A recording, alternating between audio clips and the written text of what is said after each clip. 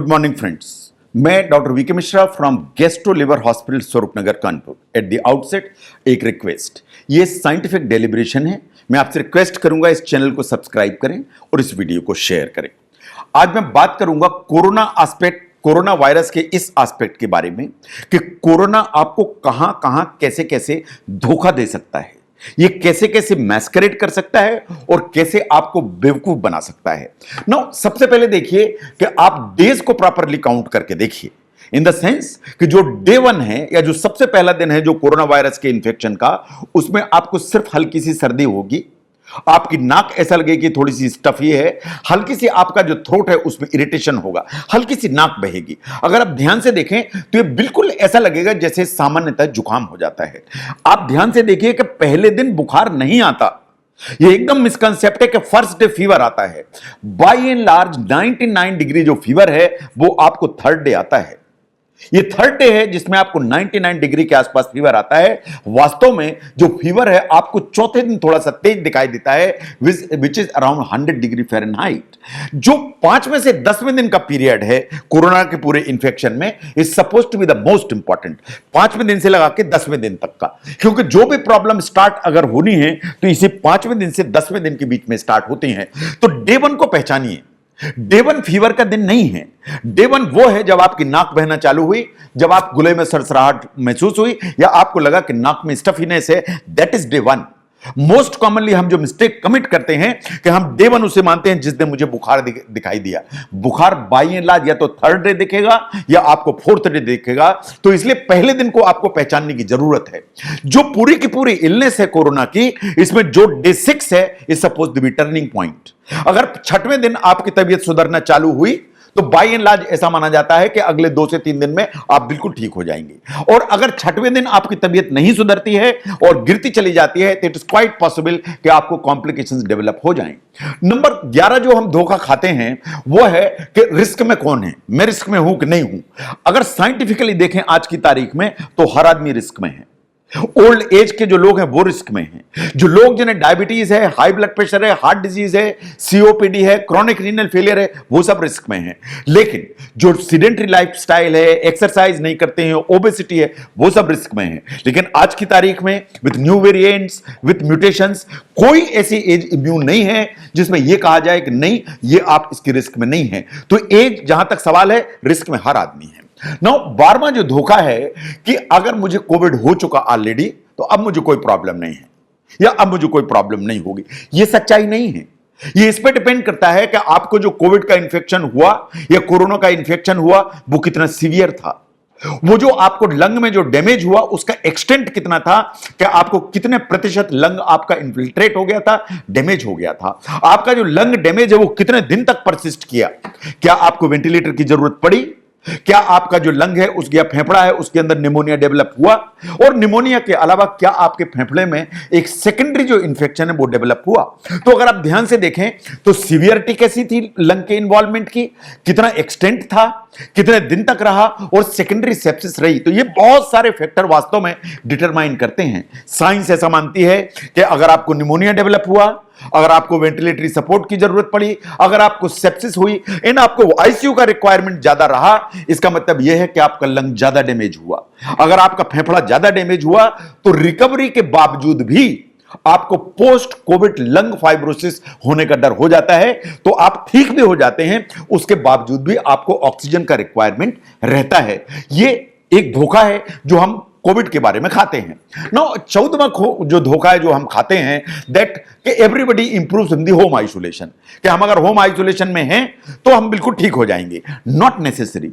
ये बात बिल्कुल सही है कि 85% पीपल, इन्हें जो इंफेक्शन होता है वो माइल्ड होता है, मॉडरेट होता है या एसिम्प्टोमेटिक होता है।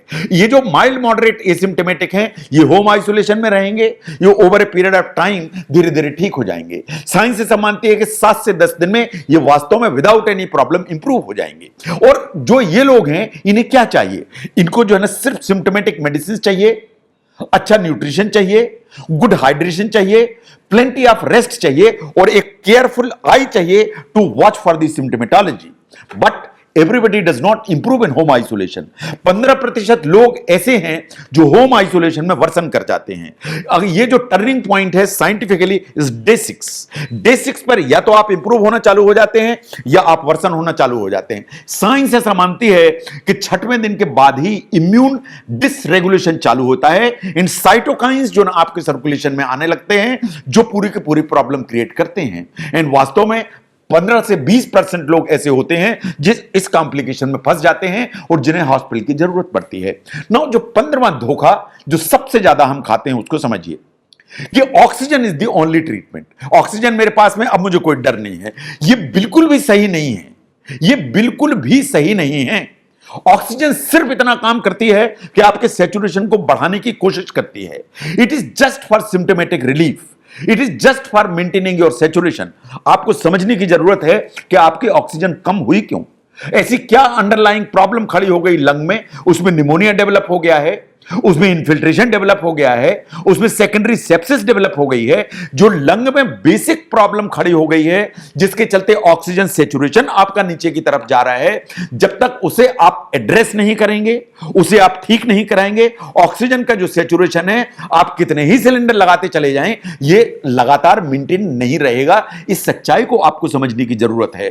तो arranging the cylinders that may be fine, but don't stay in fools paradise. जो ऑक्सीजन है टाइम बीइंग के लिए आपको रिलीफ देती है, ये आपको टाइम देती है सो दैट आप अपनी जो प्रॉब्लम है उसका प्रॉपर एक ट्रीटमेंट है वो करा पाएंगे। नाउ एक हम धोखा खाते हैं कि मुझे कोरोना था, अब मैं रिकवर हो गया और अब मैं बिल्कुल सेफ हूं। ये पार्टली ट्रू है, क्योंकि जब आपको कोरोना होता है, अगर आप रिकवर हो जाते हैं तो आपको एंटीबॉडीज डेवलप होती हैं।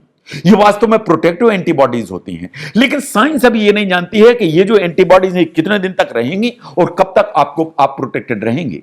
और जहां तक वेरिएंट्स का सवाल है, न्यू म्यूटेंट्स का सवाल है, हम ये नहीं जानते कि आपकी एंटीबॉडीज आपको इन वेरिएंट से बचा भी पाएंगी या बचा नहीं पाएंगी। तो अगर आपको एक बार कोविड हुआ या कोरोना हुआ, आप रिकवर कर गए, अच्छी बात है, you must be congratulated for that. But इसके बावजूद आपको मास्क पहनने की जरूरत है, सोशल डिस्टेंसिंग को पालने की जरूरत है, फ्रीक्वेंट हैंड वॉशिंग की जरूरत है।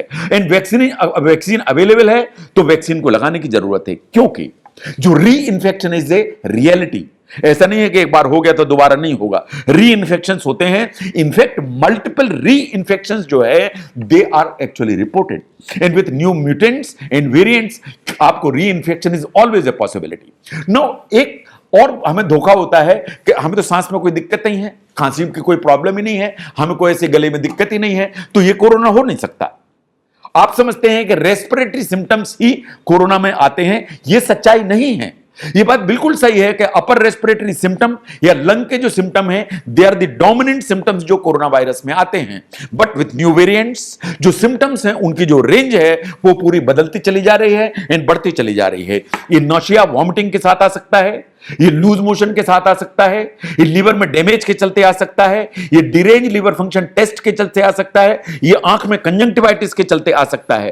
और अगर जो है ना ये अंडरलाइन चलता रहा थोड़ी देर तो आपको हार्ट में और किडनी में डैमेज के चलते सामने आ सकता है। ये वास्तव में कोएगुलेशन की प्रॉब्लम करता है, तो कभी कभी ब्रेन स्ट्रोक या लकवा लेके आ सकता है। तो रेस्पिरेटरी जो सिम्टम्स हैं ये बिल्कुल सही बात है कि जो फेफड़े या श्वसन तंत्र के जो सिम्टम्स हैं they are the common ones, but they are not the only ones. तो इसलिए इस धोखे में रहने की जरूरत नहीं है कि मुझे फेफड़े की तरफ से कोई दिक्कतें हैं तो मुझे कोरोना नहीं हो सकता। नो एक सबसे बड़ा भ्रम यह भी होता है कि मुझे थोड़ी सी गले में दिक्कत थी, मैंने अपना आरटीपीसीआर टेस्ट कराया और ये तो नेगेटिव है, तो अब तो मुझे डर की कोई बात ही नहीं है। ये पार्टली ट्रू है, ये पूरी तरह से ट्रू नहीं है। इस चीज को ध्यान से देखिए, जो कोरोना वायरस का इंफेक्शन है उसको पहचानने के लिए दो टेस्ट किए जाते हैं। Number 1 is the rapid antigen test जिसकी रिपोर्ट हमें आधे घंटे के अंदर मिल जाती है। Second one is the RTPCR test जिसकी रिपोर्ट मिलने में हमें करीब करीब 8 घंटे का टाइम लगता है। जो पूरी दुनिया में अगर हम देखें तो आरटीपीसीआर का जो टेस्ट है इसे गोल्ड स्टैंडर्ड टेस्ट माना जाता है। तो आरटीपीसीआर का टेस्ट आपने कराया और वो नेगेटिव है एंड आपने वो सर्टिफिकेट हाथ में ले लिया कि अब मैं 100% सेफ हूं, ये पार्टली ट्रू हो सकता है लेकिन ये पूरी तरह से ट्रू नहीं है। इस सच्चाई को देखिए, जो आरटीपीसीआर का जो टेस्ट है उसकी सेंसिटिविटी, यानी वो जो टेस्ट है कितने प्रतिशत लोगों में इस इंफेक्शन को पहचान पाता है, अगर आप सिंगल टेस्ट कराते हैं एक बार तो इसकी सेंसिटिविटी 82.2% है। इसका मतलब यह है कि आपको इंफेक्शन है तो 18% चांसेस हैं कि ये आपका जो रिपोर्ट है वो नॉर्मल आ जाएगी, जबकि आपको इन्फेक्शन है। अगर आप ये 2 बार टेस्ट कराते हैं तो इसकी जो सेंसिटिविटी है ये बढ़ के 90% हो जाती है। इसका मतलब यह है कि आपने लगातार 2 बार टेस्ट कराया आरटीपीसीआर और दोनों बार नेगेटिव आया तो भी 10% चांसेस हैं कि आपको ये इंफेक्शन है, फिर भी आपकी रिपोर्ट नेगेटिव आ रही है। तो सेंसिटिविटी इसकी जो है 80 to 90 के बीच में है, तो इसलिए आरटीपीसीआर की जो रिपोर्ट है वो आपको 100% इस चीज का सर्टिफिकेट नहीं है कि आपको कोरोना वायरस का इंफेक्शन नहीं है। No, look at the validity. ऐसा नहीं है कि आज आपकी जो रिपोर्ट नेगेटिव है तो आप जिंदगी भर के लिए आपको कोई खतरे की बात नहीं है। इसकी वैलिडिटी मैक्सिमम 14 दिन ही हो सकती है, क्योंकि 14 दिन ही इसका इंक्यूबेशन पीरियड है।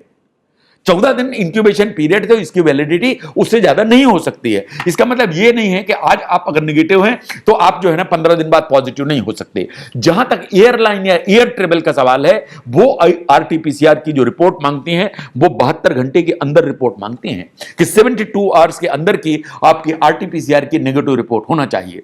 तो नेगेटिव जो आरटीपीसीआर है, it does not give you a certificate कि आपको कोरोना का इंफेक्शन नहीं है, क्योंकि इसकी जो सेंसिटिविटी है वो 80 से 90% है। इसका मतलब यह है कि इंफेक्शन होने के बावजूद 10% चांसेस इस चीज के हैं कि आपकी रिपोर्ट नॉर्मल आ सकती है। ऐसी सिचुएशंस में कभी कभी हमें कोरोना का आरटीपीसीआर बार बार कराना पड़ता है, या कि हमको दूसरे जो मेजर्स लेने पड़ते हैं, जैसे सीटी स्कैन करा के देखना पड़ता है, चेस्ट एक्सरे करा के देखना पड़ता है, या बायोकेमिकल प्रोफाइल करा के देखनी पड़ती है कि कहीं ऐसा तो नहीं है कि वास्तव में कोरोना का इंफेक्शन आपकी बॉडी में है और आरटीपीसीआर आपका नेगेटिव आ रहा है। अगर कोरोना वायरस के इन एस्पेक्ट्स को समझने में यह वीडियो आपको हेल्प करता है तो जरूर शेयर करें। मैं doctor VK Mishra from gastro liver hospital, Swaroopnagar, Kanpur. Thank you very much.